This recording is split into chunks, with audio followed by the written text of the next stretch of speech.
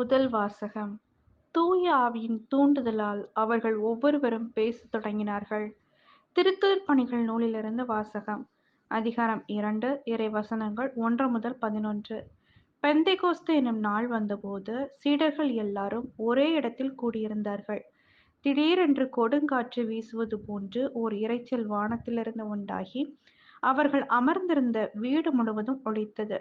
மேலும் நெருப்பு போன்ற பிளவுற்ற நாவுகள் ஒவ்வொருவர் மேலும் வந்து அமர்ந்ததை அவர்கள் கண்டார்கள். அவர்கள் அனைவரும் தூய ஆவியால் ஆட்கொள்ளப்பட்டனர். தூய ஆவியின் தூண்டுதலால் அவர்கள் ஒவ்வொருவரும் வெவ்வேறான மொழிகளில் பேசத் தொடங்கினார்கள். அப்பொழுது வானத்தின் கீழுள்ள அனைத்து நாடுகளிலிருந்தும் வந்திருந்த இறைப்பற்றுள்ள யூத மக்கள் எருசலேமில் தங்கியிருந்தனர். அந்த ஒலியைக் கேட்டு கூடிய திரளான மக்களுள் ஒவ்வொருவரும் தம் சொந்த மொழிகளில் அவர்கள் பேசக் கேட்டு குழப்பமடைந்தனர். எல்லாரும் மலைத்துப் போய், இதோ பேசுகின்ற இவர்கள் அனைவரும் கலிலேயர் அல்லவா? அவ்வாறிருக்க நம்முடைய தாய்மொழிகளில் இவர்கள் பேசுவதை நாம் ஒவ்வொருவரும் கேட்பது எப்படி என்று வியந்தனர்.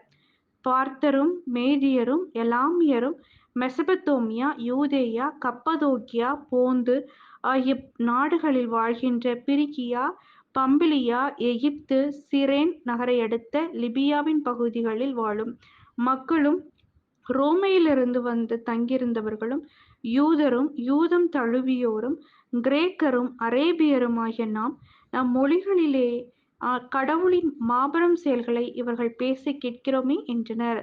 இது ஆண்டவரின் அருள்வாக்கு. இறைவா உமக்கு நன்றி.